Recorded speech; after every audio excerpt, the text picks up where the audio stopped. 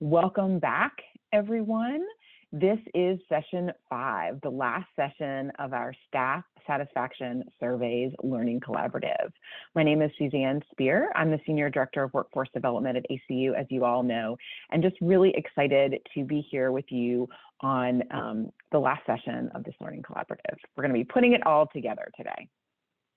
As I mentioned, I'm Suzanne, and as you know, the last 4 sessions, we've had our amazing team with me. So I'm joined by Helen Vernier today, as well as Rhea on the STAR Center team. So as we get started for our final session today, just a couple reminders. So our session is being recorded as always, and it will be posted on the discussion board. And so you can take a look / listen to this as well as any of the others if you had missed any and would like to go back and listen to them again. We were just asking, feel free to put on your camera if you would like. Obviously, we'll be on camera, but a lot of the time we will be using discussion today for about the last half of our time together today. So it would be awesome if you're able and willing to put your camera on. That would be a wonderful way and meaningful way to engage with us. I mentioned that we're going to be chatting today, but always feel free to put things in chat if you would rather engage that way. We'll also be doing some Mentimeter, and so you can engage through that versus using your voice as well. So however you want to engage with us is just fine. Everyone has a different level of comfort and a different situation that they're in. So however you can engage is wonderful. Feel free to email Mariah Blake if you need something, or message her in the chat directly, and she'll be happy to get you all set up and point in the right direction. And then finally, if you could, feel free to, or please rather, complete the evaluation at the end. And yeah, HRSA would appreciate it. We appreciate that, all that kind of good stuff. All right, so our Learning Collaborative. So during this time together, we really hope that you have had an opportunity to hear from our experts, us as faculty, as well as your peers on what they're doing around these surveys, as well as building a strategy and processes to either develop and implement your own, or also respond to it, depending on where you are in the spectrum of these surveys. And then, as always, we've had a bunch of different modalities in this Learning Collaborative, use a variety of different ways to engage and listen and learn and all of that. I mentioned that discussion board that'll be ongoing, so you can feel free to engage with that afterwards. But just had a lot of different ways to engage, and hope that you have found them useful during our time together. So today's agenda, what are we going to do for session 5? Well, we're going to do, as always, we're going to do an icebreaker. So Helen, our icebreaker queen, is going to just put that together for us. And so we're going to do something fun. Then we'll dive into a Learning Collaborative summary. Well, we'll just sort of think back to the last 4 sessions. What have we done? Where have we been? And then we will transition, and I'll turn it over to Helen, and she's going to really talk about action plans. How are you going to put in place what we have talked about during the last 4 sessions? Then, as I mentioned, we'll have a large group discussion. We'll talk about some takeaways, some surprises, some challenges, and next steps, and most importantly, how to help you all move forward in doing these at your health centers. And then finally, we'll do some wrap up and next steps, and talk to you guys about some additional learning opportunities that the STAR Center has coming up. And so with that, we will go over to our session icebreaker. So go to menti.com and enter 3693-4160, or you can take a picture of the QR code with your phone and head over there that way.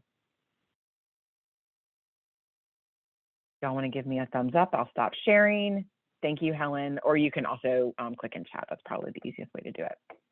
So I'm going to go ahead and stop sharing, and then Helen is going to start sharing the Mentimeter, and then we will go ahead and together that way. Great. All right, so far, so the question is, what is your favorite media you engaged with over the last 2 years? I was just thinking about, we're 2 years into the pandemic, and I don't know about y'all, but I engaged with a lot of media. I'm on my third or fourth rewatch of The Office in the pandemic alone. So that's just, information about me. But so I wanted to know what everyone else has been engaging with, partly for selfish reasons. I need recommendations. So we've got the show Starstruck, great show, love that show on HBO Max if folks haven't seen it. A cold podcast, I've never heard of that, so that's awesome. Becoming by Michelle Obama, that's a great book. The Brightly podcast and Lazy Genius podcast, I've never heard of either of those. That's awesome. Pants with Kate and Leisha. Again, I need to get on my podcast game, it seems like. Impact Theory, just really loving the YouTube and the Hulu, totally fair. Love that, love that. Sounds like a lot of podcasts. Yeah. Oh, shameless plug. STAR Center also has a podcast, and our latest series is on self-care. And Helen actually did the interviews for those, and they're really great. So shameless plug there for a podcast. Yeah, that's a great call for all these podcast people. Yeah, but thank you. Yeah. We've also got way too many to even think about or name just one. Totally fair. New shows and seasons: Daredevil, Kim's Convenience, Witcher, How I Met Your Father, Him Yif, and podcast How to Be a Better Human. Love that. Ooh, nice. Okay, great. Well, these are great, and we'll put these in the discussion board too, so that we can all have these recommendations as we continue to live in this world. / podcasts and shows are always great. All right, our next icebreaker question for you, and this one is fun and easy, especially if you're on your phone, but what's your most used emoji? And if you're on your phone, you can just go to, type it in and put it, and it should be that top one.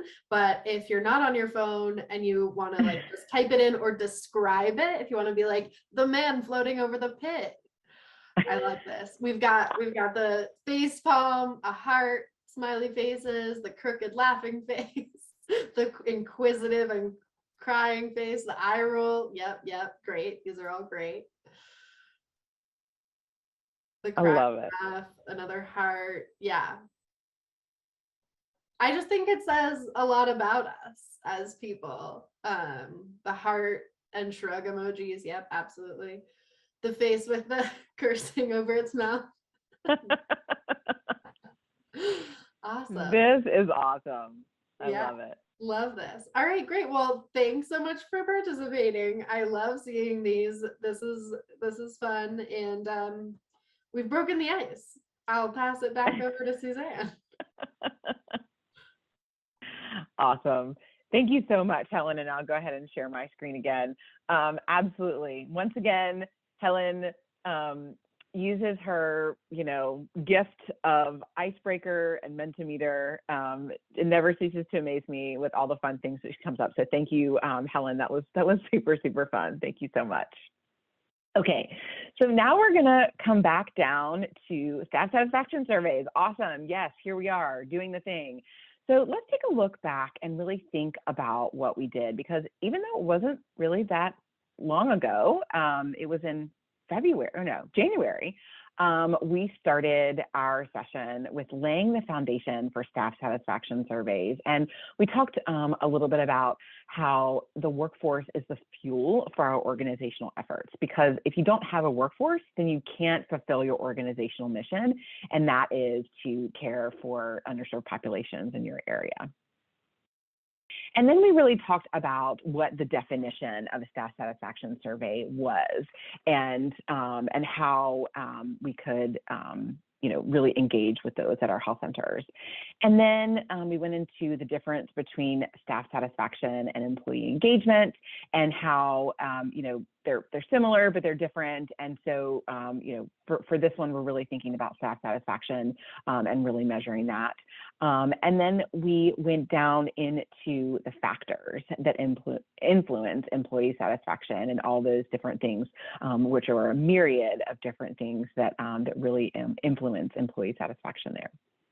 And then we talked a little bit about why we conduct a staff satisfaction survey. So it's not just because BIPIC is asking you to and wants you to, But really, honestly, it's at the end of the day, it's going to make your organization a better place to work. And hey, you work there too. So, really that it really is, we can all have our own selfish reasons, but at the end of the day, it's really to make your organization a better place to work, which includes your place of employment. And then we talked about data sources and using data that we get within the staff satisfaction surveys, as well as things to inform the staff satisfaction surveys and how we can do that. And then we ended that session with initial considerations. And just as a reminder, all of our PowerPoint slides and our recordings are on the discussion board there. So, again, we went into why we conduct staff satisfaction surveys in that first session. And it really is staff satisfaction surveys really allow us to sort of get an insider sort of knowledge about employee perceptions, and we can use those to improve our workplaces and our organizations. So, and the way we respond to staff satisfaction surveys and employee feedback can do a bunch of different things, including decreasing absenteeism, increase productivity, and offer better customer service and patient experience, right? Because if we have happy employees, then that's going to translate into really that interaction, that positive interaction that staff at all levels have with our patients, which is super, super important there. And then also to thinking about, why we conduct staff satisfaction surveys. Well, finally, it's going to increase staff morale.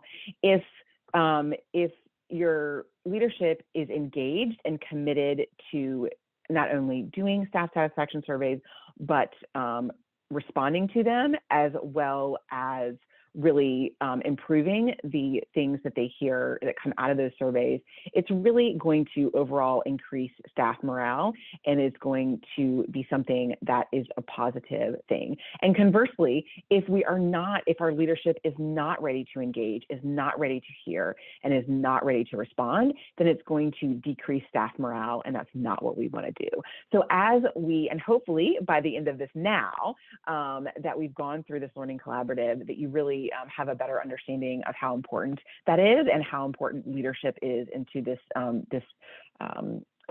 overall process. And you've either gotten them on board, or you're on your way to having them on board to not only conducting them, but be responding to them as well. So then we had session 2, and we had our subject matter expert come in and really talk about considerations for staff satisfaction surveys. And it was really good because really just sort of, obviously we set the groundwork in session 1, but session 2 came, and it was really sort of like, okay, these are the things that you need to be doing when thinking about it. Some really great concrete steps that we can be doing to put them together and put them out into our organizations. So she went over really the goals of conducting a staff satisfaction survey, and really, how we put them together and why we put them together, obviously. And then she talked about encouraging participation and, the pros and cons of giving incentives and all of that. And I thought that was really interesting and really great conversation. And then talked about, tools for success. What do we need to make them successful? What do we need to, make them so, it's not just a waste of time or something just to check the box because HRSA is asking you to do it. And then she went into timing and frequency, and the pros and cons of doing each, and we had a little bit of conversation around that, and also talked about a little bit about some best practices. And every organization is different, every health center is different, but really those some best practices across industries, across different organizations, things like that, were really helpful to think about. And then she went into, some questions to include. And honestly, I think for me, this was one of the biggest takeaways that I had from session 1 was the questions to include. And so a couple things that Sarah spoke to, she talked about, not asking about issues or items that the organization is not going to address. So like in the first session, we talked about, really, if you're not going to respond to it, you're doing more harm than good. So again, if there are things that that you can't deal with or make changes to, don't ask questions about those type of things, or don't deliberately ask questions about those type of things on your survey. And then you want to focus on behaviors or impacts, not feelings.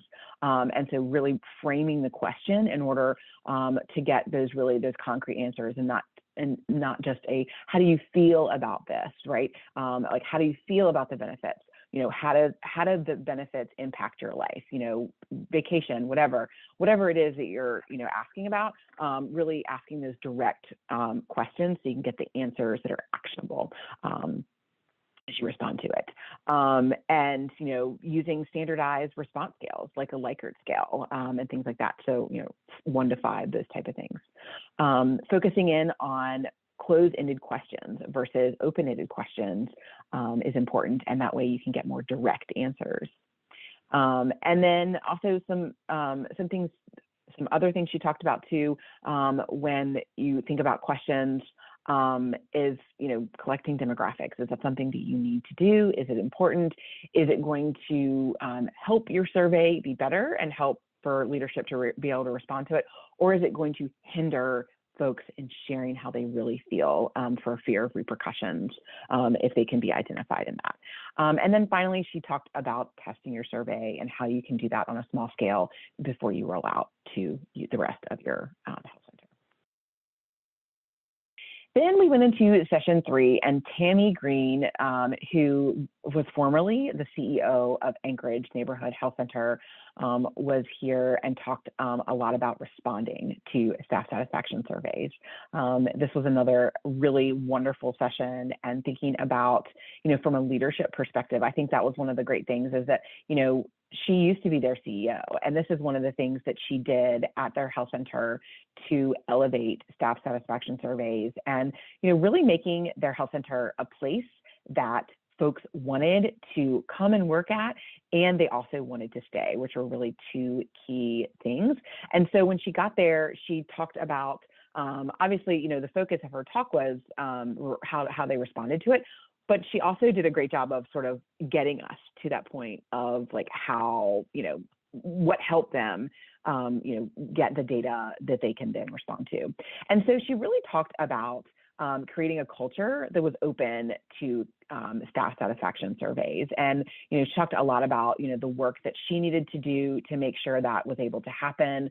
And that, also too, it's not only that she needed to work with the staff on being open to responding, or to like taking the staff satisfaction, participating in the survey, but also engaging the organizational leadership, because obviously she was CEO, so she was the top leader at her organization, but there were lots of other types of leaders within her organization that she had to get on board.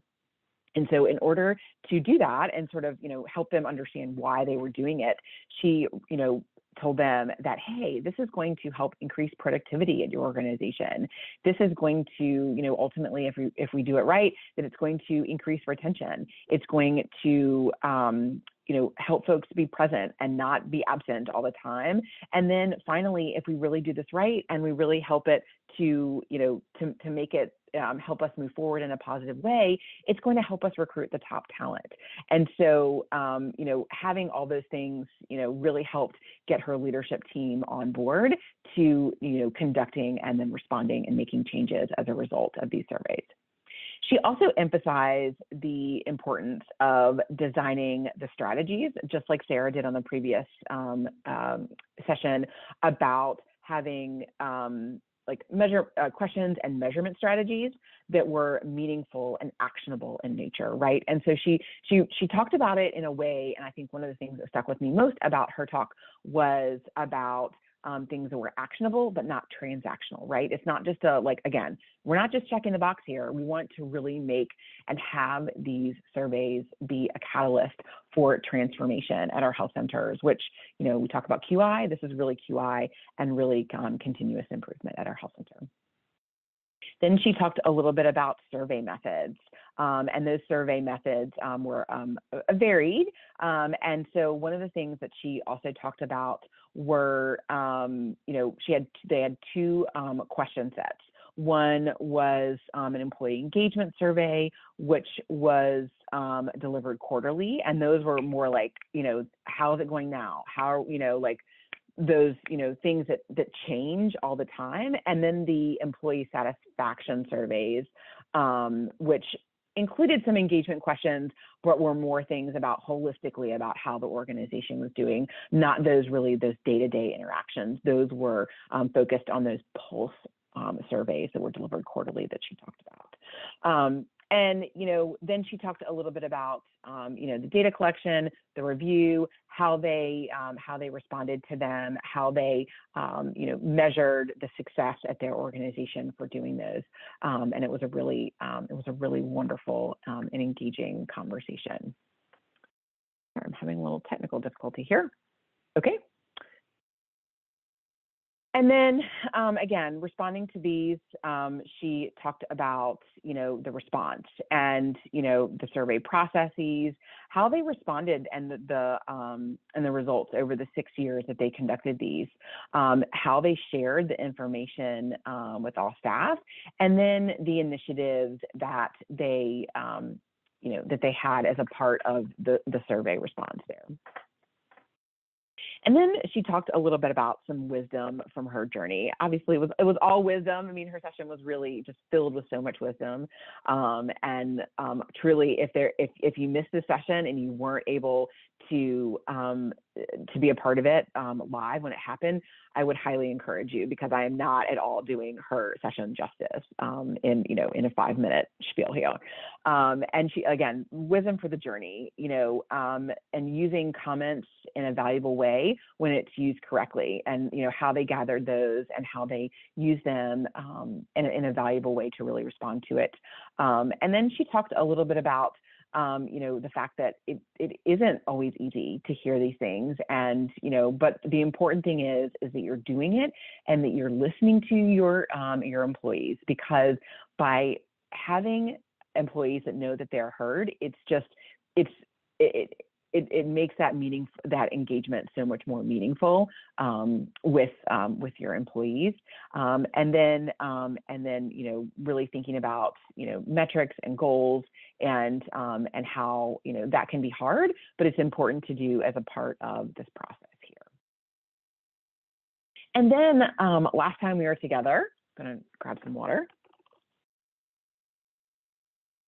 Last time we talked a little bit about some alternatives to staff satisfaction survey options. So we talked about qualitative surveys, and we had the CHC's Weitzman Institute on talking about those listening sessions. And then we also had JSI on there on our session to talk about the national survey that's rolling out. So CHC talked about their one-on-one listening sessions. So instead of having folks go to their computers or go to a piece of paper, they conducted their surveys a little bit different. And they had a couple different ways that they did their listening session. So they had a session between a leadership and staff, and how they, can engage that way in a direct conversation.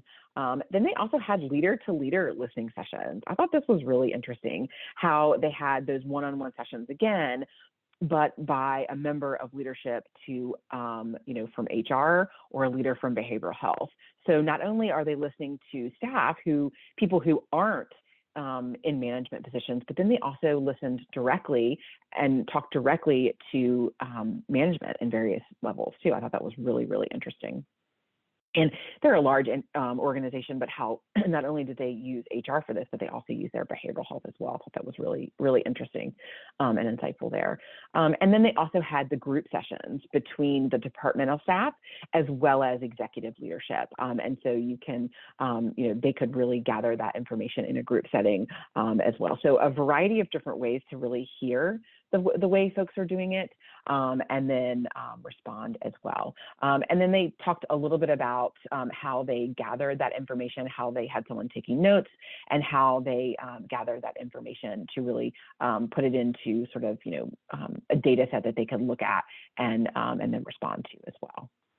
And then finally, we had JSI, or John Snow Inc., talk about the National Health Center Workforce Survey that they are working with HRSA on rolling out this fall, and how, their goal is to, really engage everyone in that, and to really help HRSA really move the needle on some workforce project as well, and also, how that could be in addition to what the survey is the surveys are that you're doing at your health centers itself. So, whew, that was a lot in about 20 minutes. But as I mentioned, we just had so much rich content. And so I would encourage you all to go back and take a look at all of the different sessions, all of the different PowerPoints, and the homework as well from each one of those sessions. So with that, obviously, we're going to switch from looking backwards to looking forwards, and I'm going to turn it over to Helen, and she is going to talk a little bit about putting action plans together to move forward with implementing and responding to staff satisfaction surveys. Awesome. Thanks so much. I'm going to share my screen. All right, great. So, before we launch into this, just quickly, as you've already been working on this process through the homework, many of the homework assignments sort of have an action plan set up. Obviously, of course, we had the reflection questions for this last session, but some of the other sessions had you starting to work on these action plans. So I just want to recognize that you already have been doing this, but we also wanted to just give some background and baseline info on action planning and how to implement them. So it's important to note that action planning is an approach rather than a specific method, which helps focus those ideas and decide what steps you need to take to achieve your particular goals. It's a statement sort of what you want to achieve over a given period of time. And preparing an action plan is a good way to help you reach your objectives. And an effective action plan should give a definite timetable. That's extremely important, and a set of really clearly defined steps for each objective. There should be a separate action plan. So the steps are to define the problem, to collect and analyze the data, to clarify and prioritize the problems, to write those goal statements for each solution, to implement those solutions, that's the action plan, and to monitor and evaluate, and then restart with your new problem. So that's all action planning. An action plan is this documented strategy for solving that problem. It can also be known as a statement of work or a study plan. There are all these different names for things, of course, but at the very basic of what your action plan is, it's documentation of what tasks will be done, by whom, and when. Again, getting to that timeline piece. And the action plan should help you manage the project and maintain your focus on the goal. An action plan, it should include areas for your gaps and barriers, your opportunities, your strategies for improvement, and again, just constantly driving this home, your timeline for how and when those things are going to get done. And then, of course, when addressing strategies for improvement in an action plan, it's important to make sure that those strategies and goals are SMART goals. So they're specific, measurable, attainable, relevant, and timely. In terms of specific, they're narrow and focused. Something measurable can be tracked. Something attainable is something you can work toward that can actually be accomplished. They're realistic. Again, can they be done? And they're timely. You give yourself a deadline that can actually be met.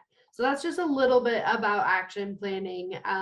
Again, because you've already been working on it, we don't want to take up too much time. And because we want this final session to be a conversation and to be a discussion. So with that, we're going to now start talking about, we invite you all to come on camera if you're comfortable, of course, no worries. If not, we'll go through some Mentimeter slides as well, again, to sort of get the juices flowing on where you are, and also for us to collect them so that we know what to check in with you on in 3 to 6 months. But beyond the Mentimeter, we want to have a group discussion. So again, you can use that same Menti link, and then we'll go through a few questions on that. But I'll leave the Menti up for just a little bit more, and then I'll stop sharing so that we can A, go to the Menti, and B, just be, looking at each other. All right.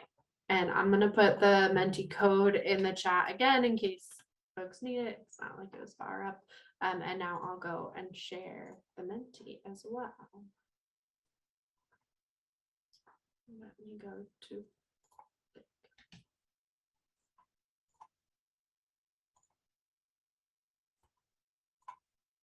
All right, so our first question are, what are some of your top takeaways from this learning collaborative? We've got the planning timeline, incentivizing staff to complete the survey, tips for communicating the results to staff, that's great. Using those pulse surveys instead of one long survey and grouping those together to use comments as themes, yeah. Not asking questions on topics you don't plan to or have the ability to address, for sure.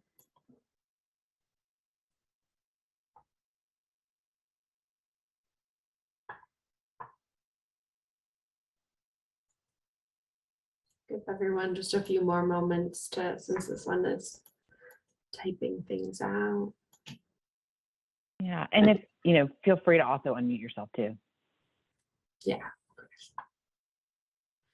All right, we'll go to the next one. So our next question is there any information that surprised you from this learning collaborative? Not completely unlike our last question, but I'm going to mute and drink some water. So Suzanne, you can take this. Okay.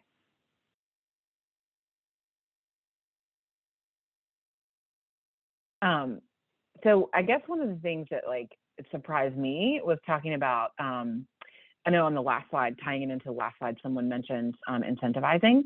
So I believe it was Sarah that said that she did not recommend incentivizing because then you couldn't make it anonymous. But anyway, so that surprised me, and not really surprised, but it was just sort of interesting to me. But yeah, so anything else that you found interesting? Learn the difference between staff satisfaction surveys and employee engagement surveys. Yes, absolutely. How many different options there are for doing staff satisfaction surveys? Yes, 100%. I would never have thought about doing those listening sessions, and instead of doing something that either had paper or using a computer, traditional surveys. Okay, not really. Okay, well that's good. All right, thank you guys. Cool. All right, and so this one we definitely want you to fill out the Mentimeter, but we'll also be discussing this more. This one is so what are some of the greatest challenges you think that you might face in terms of implementing and responding to these surveys?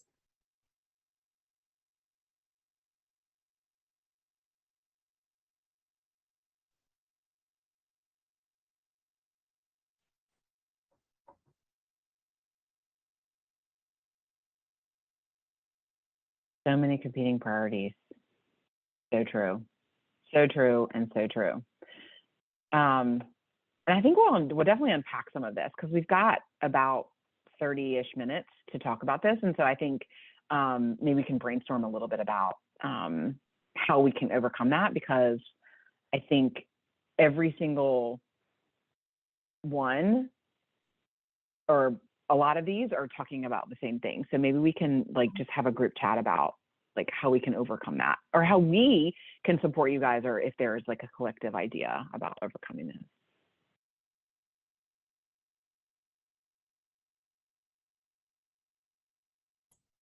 Yeah, I think it's really notable that so many of them have to do with that participation piece,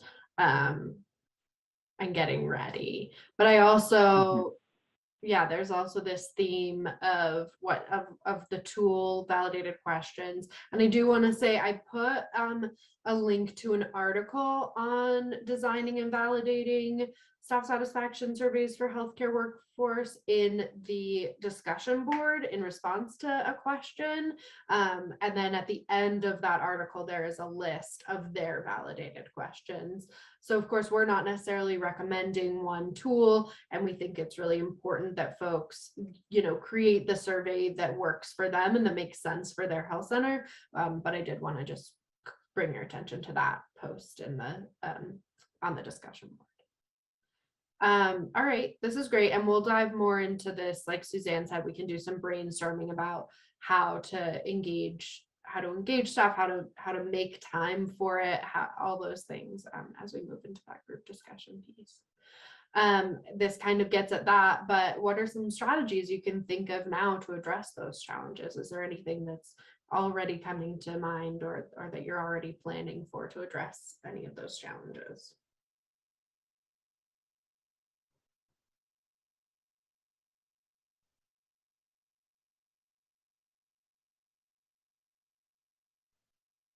And if you don't have anything, that's okay. We can just chat about it.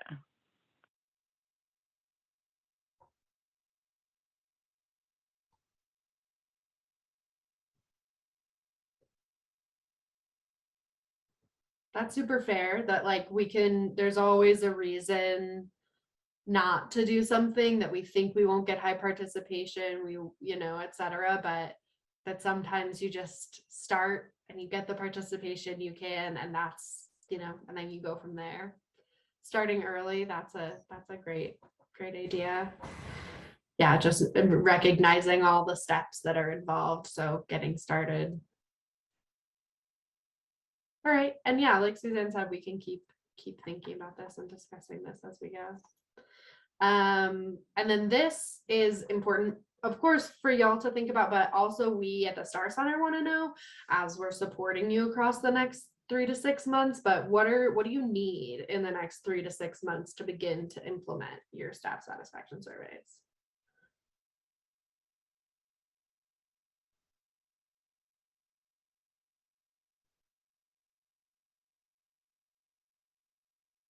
And this can certainly evolve, and we're always open for one-on-one TA. But if there's something that that you need now, then we can perhaps either talk about it today and address it today, or then we can, have it in mind. And somebody else might need it too. Right. And it doesn't have to be from us. Like that's of course what we want to know, but it can be like, you need to talk to so-and-so because they're going to be your thought partner on this. Okay, step-by-step guidelines of where to begin or things to consider could be helpful as a way to consolidate all the information from this learning collaborative. Yeah, that makes sense. Solid recommendations, of course, checking out that article. Yeah. Okay. Yeah, that makes sense to me, of like, we've talked about a lot, even Suzanne, like summarizing everything, it's a lot. And so finding ways to get those solid steps. What's next? Mm-hmm. All right, great. I think that's the end of our Mentimeter.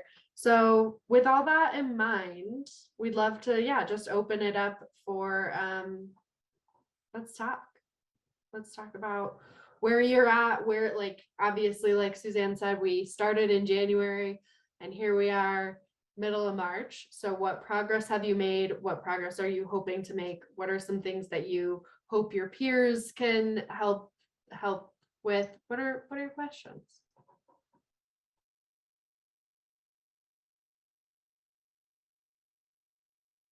Yeah, so just to get us started here in this conversation.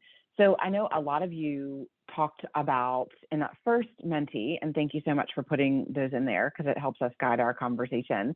So a lot of you really are thinking about like competing priorities and leadership buy-in. Like that was like the two of the biggest, I'll go back and look at the Menti real quick. But those are the two biggest things. So let's talk about leadership buy-in first. Has anyone, I know that that session 3, Tammy talked a lot about, like, obviously she was the CEO, but then getting her leadership on board to doing that, which I think could be some really great takeaways for that, increased productivity, less absenteeism, less turnover, like becoming an employer of choice, all of those things. And really, at the end of the day, like it comes down to turnover. Like really, that's what it comes down to. And so really having those like concrete things that we know that if we do this, and we respond appropriately, it'll help with our turnover. And so just like we talk about when we talk about retention programs and things like that, I think really taking the bottom line to your leadership, if they're not on board, it's really important to do that. And, even just like and for all staff, but especially for, we do have a financial impact tool at the STAR Center that can really help see the cost of turnover per provider staff, so either a physician or a non-physician provider. And so that is really helpful too, to go to them with like just concrete things to say, this is what it costs to lose a provider at our organization. And so there's nationally available data, as well as you can put your own data in there as well. Thank you, Helen, for putting it in there. So that's something that you can start with. And then also too, if they have time, they could, you could either have them read through Tammy's presentation or have them listen to it too. That's another tool that you can use too. Anything else? Anyone who has gotten their leadership on board want to weigh in as far as like how they work through that process? I can talk about that a little bit. That'd be awesome. I work in quality improvement at my health center, and we wrote it into our quality improvement plan for the year that we were going to do one of these surveys. And it was approved by not only our leadership QI team, as well as the board of directors. So I know we're going to do the survey. My concern is finding the implementations afterwards and prioritizing that. I know that we can get it done. It's just the follow through that I'm concerned about.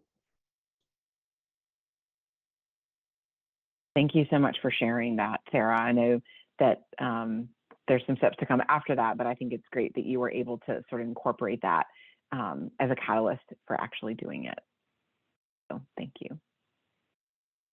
Anybody else have anything they want to share as far as getting their leadership on board?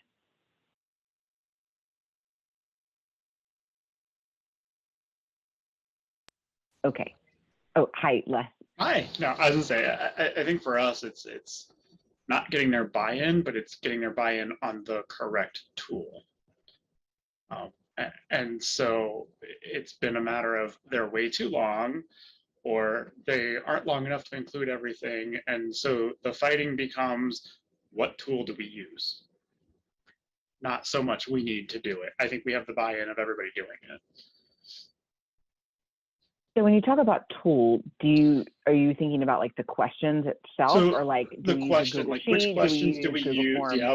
Yeah. Because do we go outside and get a vendor who does it so that we can get the benchmarking? Yeah, I'm sorry, I'm the one that put the benchmarking information on there.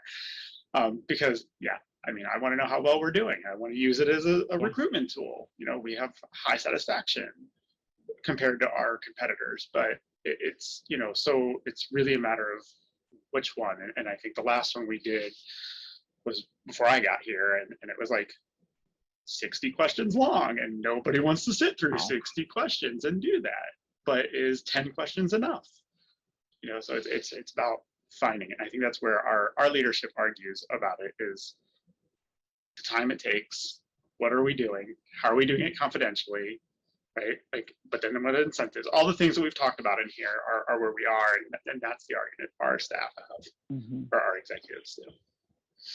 So I think one thing that I would think about, and I would love to hear other people if they have thoughts or recommendations, but one thing that I immediately thought of when you were talking about that, Les, is like maybe begin with the end in mind. Like if you start with 60 questions and you can't address 20 of them, then maybe just take those 20 out and just they're like, okay, like obviously it's not that they're not important, but if we can't address them afterwards, then obviously we don't want to ask those. So maybe that's one way to whittle it down.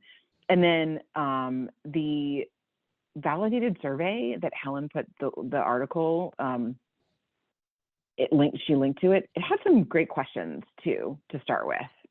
And so we will also see if there's any additional things that we can find that has some questions in as well. Yeah, thank you so much, Helen, for putting that in the chat too.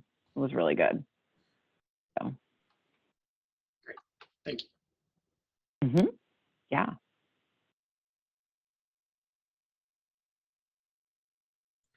So I have a follow-up question for Sarah.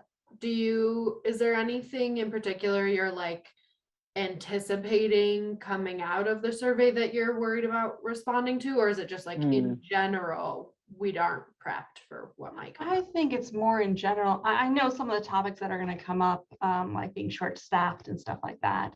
And, you know, I think we're already working towards addressing like communication in those areas, which is kind of how you can help people a bit more about that. I think what I mean though by prioritizing our follow-up is that there's so much going on. And I want to make sure that if we ask these questions, we follow up appropriately and we inform staff appropriately, and we don't get swallowed up in the ever-going emergency that happens in healthcare, especially in a pandemic. So has anybody thought about their response or like how they're going to respond to it? I think I would love to hear it, like I said, from anybody else, but I think, if you're deciding or if you're implementing these staff satisfaction surveys, maybe also put like a meeting on the calendar or a date that you want to get an email out, those type of things. So when you put together your action plan, you can have that already built in. And so then like, in a tickler in somebody's Outlook or, Gmail or whatever. So I think that would be a recommendation too, is, again, sort of begin with the end in mind, sort of figure out like, okay, like we don't know what it's going to say, but we know we should send an email out or provide communication in regards to what happened. So I don't know if that's helpful or not, but that's one suggestion I have. Sort of along those lines of beginning with the end in mind of like communicating as the survey's going out, the timeline you have in mind of like, we're allowing this much time for responses, this much time for analyzing and making decisions, and we will be getting back to you at least initially by 6 months from now or whatever it is that makes sense. And then that way, if staff don't hear about it for 6 months, they're not like, oh, I guess my answers didn't matter. It's like established, this takes time to really internalize and digest what the results were.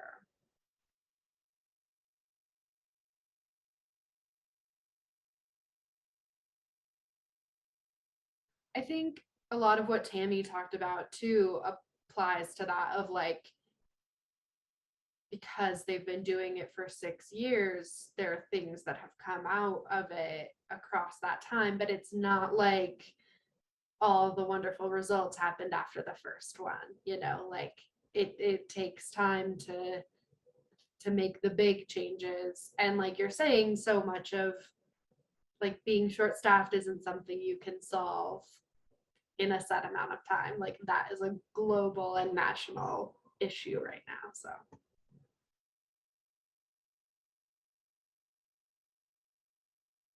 And I think to Helen's point, and sort of talking about what Sarah was saying, because I'm sure everyone probably, or a lot of people have this issue as of being short-staffed, and they feel like they're being overworked and things like that.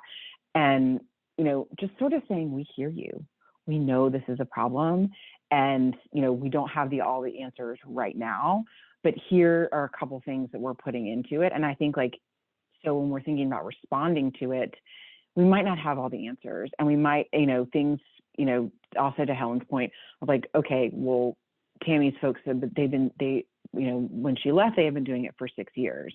And so they sort of built up this thing of like, each time they got a little better, each time they got a little better, each time they got a little better. And so like also communicating that, like setting an expectation of like, like crafting your questions. So you're, you don't like, they don't expect that they're going to be asked like every little nuanced thing, and that you don't have to respond to every little nuanced thing, but that, we know that the last 2 years have been extremely hard on everyone, especially, us working in healthcare, for the underserved, no less. And so, we wanted to start with this, really see how things are going and really make incremental changes, and so sort of letting them understand. And Sarah, obviously, as the QI director, it's like continual process, something that like you're working on all the time. And so communicating that, and like your messaging as you are sending this out, in that like, we know we can't solve everything for everyone, but we want to try to make incremental change. And so that's like, maybe something, the messaging in that way, on putting out sort of like the expectation on the forefront, and then also, as you communicate on the back end too. So I have another question for the group. Is there anything that anyone's like really excited about in this process? Like, is there anything that you're really looking forward to making a change on, or really looking forward to hearing how folks are feeling, etc.?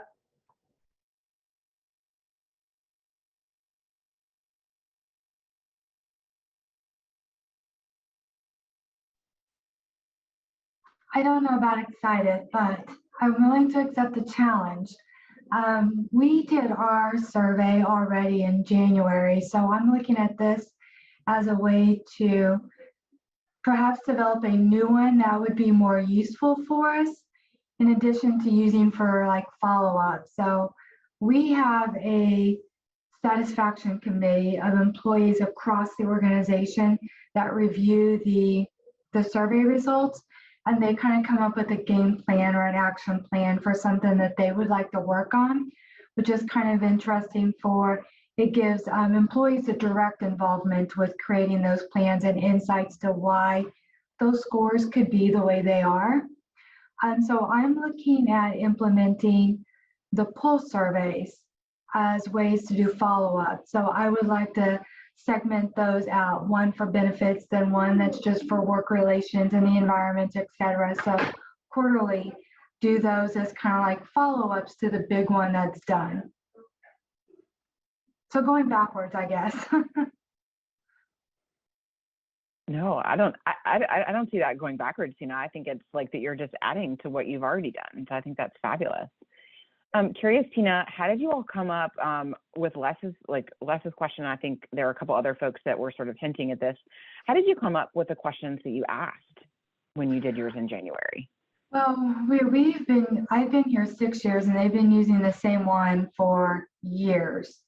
So I'm not totally sure where the original one came from, but I just think that sometimes there's questions on there that are too subjective.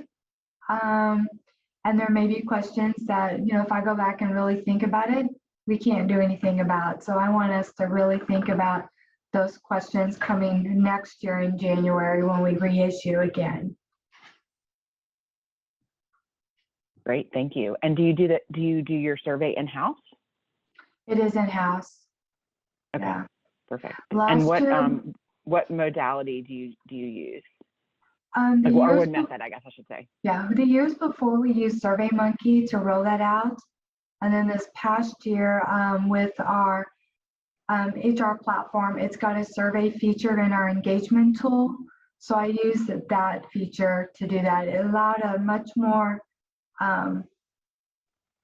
simplified look to it. So while we asked the same questions, it was all like in a graph per se, so they could use the Likert scale, like immediately just go across each row instead of a new page for every question type thing.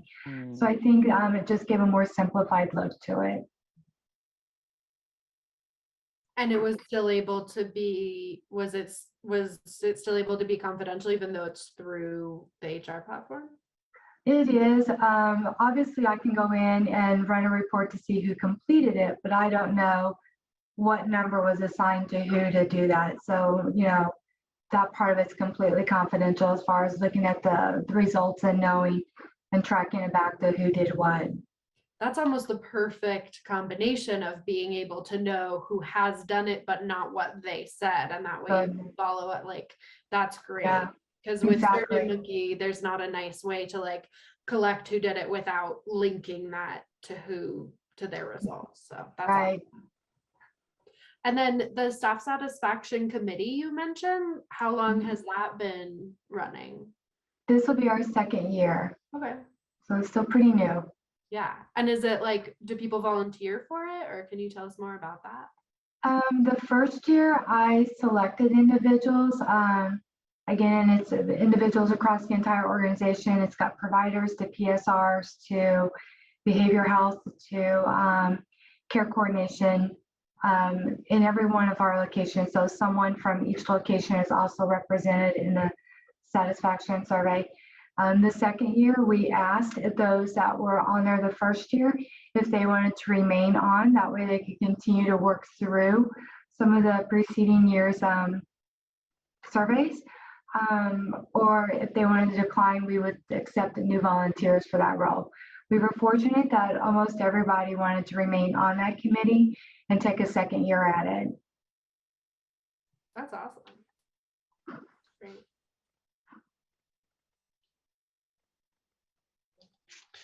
I did have a question. What is a realistic participation rate? 60%, 70%, 80%? And Tina, I wanted to ask, what HRIS system are you using? We are using, it's called a payroll company. It's their platform. So it's called iSolved, and then they have a share and perform feature within that. So that share and perform feature allows us to do performance evaluations, the surveys. It's got like an internal social media wall as well. So it's a complete engagement tool. Thank you. Yeah.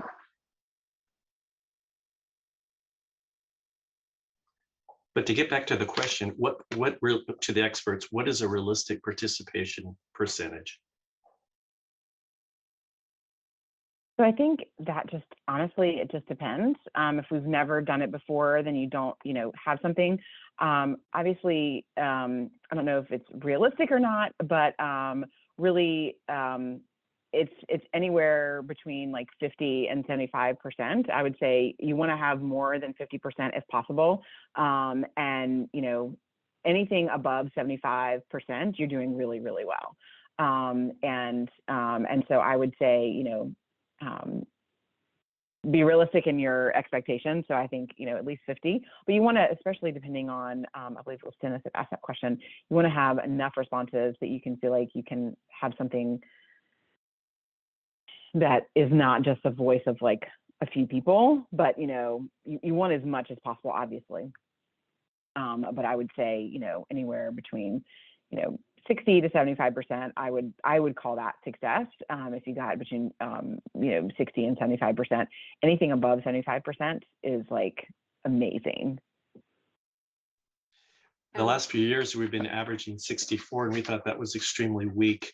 So we were thinking about things like emails, flyers, pre-flyers, or using our payroll system for notification, and even using our newsletter in advance to plan it better and actually tell them it's happening. And then when it does happen, I was also wanted your feedback on that. How long of time would you give? 2 weeks? Is that too long, or is that not long enough? So, go ahead, Helen. I was going to say, I think 2 weeks is good. And I also really love your idea of letting folks know it's happening in advance. And then giving that and letting them know that they'll have two weeks to do it, because I think that so often, if it comes around in a time when you're busy, it's easy to not. But if you know it's coming, you can look ahead and say, okay, I'm going to give myself, however much time I think I'll need to fill it out then. I also do think, like, percentage wise, it depends on the size of the organization, like at a 5-person organization, 75% is not great. But if you've got, a large health center system, 75%, you've gotten a lot of people to participate. So I think it is important to think both in terms of percentages and in terms of actual numbers. Yeah, I also agree with what Helen said. I think your idea of like letting them know that it's coming and then, follow-up emails and things like that is absolutely wonderful. And frankly, essential, to be able to really engage that. And then, I just totally lost my train of thought. But yeah, and then I don't know, obviously you have to be careful for anonymity and sake and things like that, but making sure that managers allow their, the folks that work with them time to do that, because, if especially if you're in a clinical role and you're just like patient all the time, like add like 10 minutes to their break one day or 30 minutes or however long, it's going to take to do the survey, add some time on and like actually schedule it, or, however it is needed to be able to do that, because if they don't feel like they have the time, then they're probably not going to do it. So allowing them time to do that in their day, I think, is another key to the response. And, I would say, 65% is pretty good. And so, but at the same time, it's not 100%. So, maybe Dennis, next time you can aim for 75% and, and then, go from there, or even 70%. And then Thank you. as a reminder, for the JSI one, they're hoping for 85%. So shoot for the stars if you want. Yeah. Those are all great questions. So as a couple of follow-up things here, I'm just keeping sort of a running list of things that you all said that you would like as like moving forward and as you're implementing things. So I know we have some on Mentimeter with questions, ways to conduct it, maybe some vendors that conduct surveys, anything else that wasn't captured in the Mentimeter that you also want to make sure, because obviously we have your action plans and those type of things. And we would just want to make sure that you all are equipped with the things that you all need to implement and respond to these as we sort of put you out into the world and go forth.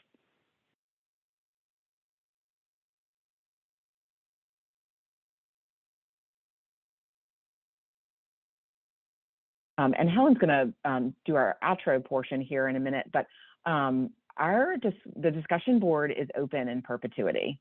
So it doesn't have an expiration date. It's not something that is just going to go away. So if there's something that you want to put out to the group, feel free to put it in there. Or if there's something directly that you want to contact either Helen or myself or Mariah for, feel free to do that as well. We're not just ending and then we're going to talk to you once at the 3 to 6 month follow-up. We really want to be able to help you all succeed in this. So I did have a question. Do you think this group would be willing to share their actual surveys and put it on the board so we can all see and kind of cheat from each other? And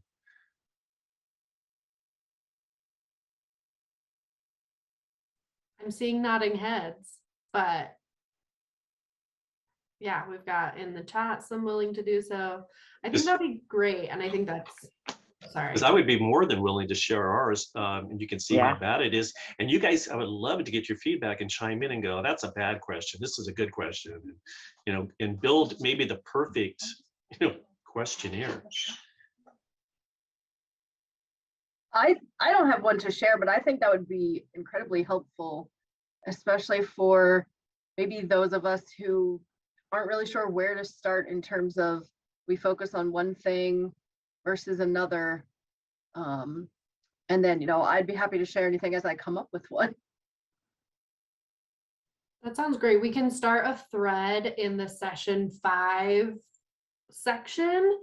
I can start that thread of like, here's where we can be sharing those. And then, yeah, as folks come up with them, I think it's a great idea. It sounds like other folks agree. And this idea of like leveraging all the wisdom in the room, I feel like that's what we're here for. And that's what the Learning Collaborative is about. So I love that idea. Thank you so much for bringing that up. Yeah, absolutely. And sort of tailoring the questions, like help, from seeing, oh, I didn't think about this, or I really like this, but we need to reward it for our health center or whatever. I think that's a great idea. So thank you, Dennis, for bringing that up.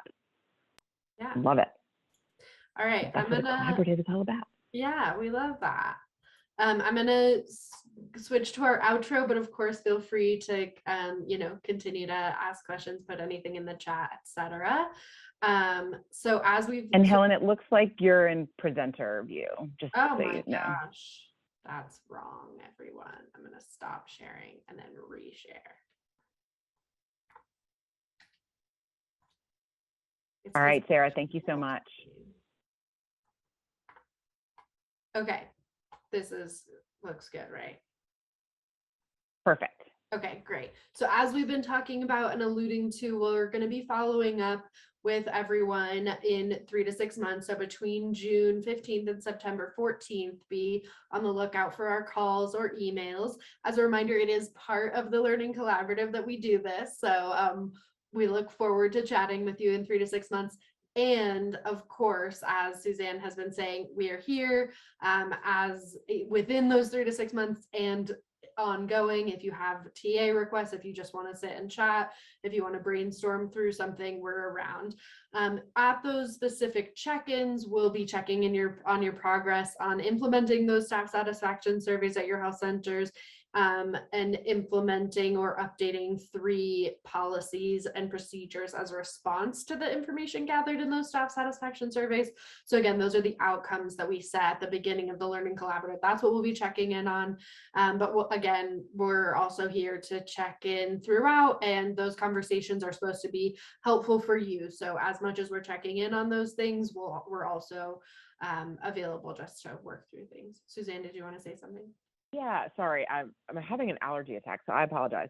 One of the things that I wanted to say, I don't think we've mentioned it before, is on the 3 policies or information or procedures to update. They don't have to be big. It can be something like, okay, it could be something that's like in regards to communication. Okay, instead of only communicating via email, we're also going to post things in the break room or something like that. So it doesn't need to be these huge monumental like policies or procedure changes. They can be like all small things. It can be 3 big things, whatever you think is doable as an organization and you guys know your capacity. I just wanted to mention that because I don't want you to think that you have to, completely do something totally different and new as a result of your staff satisfaction survey. Yeah, absolutely. Thank you for mentioning that. That's a great point. And then, as Suzanne mentioned, that discussion board will be available for you in perpetuity. We'll add the things we've talked about today, as well as continue to have the group add their lovely surveys as they create them. And then again, just plugging it one more time, we're here, we'll be around to assist with anything. And then, of course, as always, for every session, Mariah will be bringing up the survey now. Additionally, in the chat, she's going to post a post-learning collaborative assessment. So you filled one out before we started the learning collaborative, and this is the follow-up to check in on how things have changed. So the one that's in the sort of poll format on your screen right now, that's the evaluation for this session. And the one that is in the chat now is the post assessment for the whole series, the whole learning collaborative. So there's that. So while everyone is filling out the poll and linking to the post session assessment, we also, I know we mentioned these last time, but we wanted to plug that we have some upcoming events that you can register for. We have a 2-day workforce symposium in Nashville, Tennessee, May 2nd and 3rd, and registration is available for that. And then we also have a retention and recruitment workshop the 2 days following that. So of course you can come to both, you can come to one, there's options. We have developed some more things in regards to that workforce symposium. So we just want to make sure that folks know our theme is going beyond buzzwords, striving for a thriving workforce. So we'll be really digging deep into some of those important topics that are coming up. And just as a quick overview of some of the topics that we know we'll be covering, we'll have some updates from HRSA. We'll be talking about physical and psychological safety for the workforce. We'll be talking about JEDI, Justice, Equity, Diversity, and Inclusion principles for recruitment and retention of the health center workforce. We'll be talking about recruitment and retention of medical and dental assistants, which we know is a big topic these days. And then we'll be talking, of course, again, about conducting and responding to staff satisfaction surveys, and then building resiliency among the workforce. So those are some of our themes and some of the things that we'll be diving deep into during this 2-day gathering.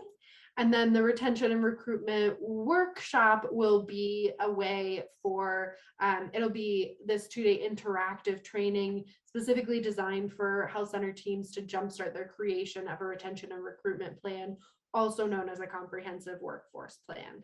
And each of the 2 days will focus either on retention or recruitment. In that, one day we'll focus on recruitment, one day we'll focus on retention.